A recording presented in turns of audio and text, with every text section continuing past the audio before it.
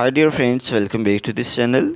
Today in this video I will show you how to change profile pictures on the Instagram application. So without wasting time, let's start video.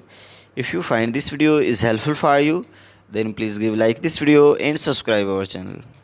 So firstly open the Instagram and here you can see profile, so click on profile.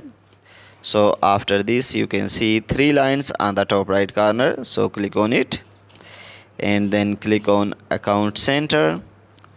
After this click on profile, so then select here Instagram and then click on profile picture. So after this select profile pictures. So after selecting any picture, click on save options. So if you want to edit your picture, so click on edit.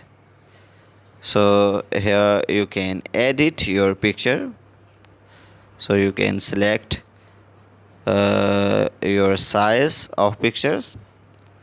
So after selecting the size and position, so click on done options. After this click on save options. So here wait some second.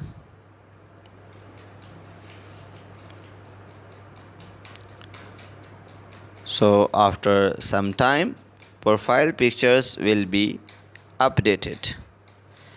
So guys, in this way you can change profile pictures very easily. If this video is helpful for you, then please give like this video and subscribe our channel. Thanks for watching.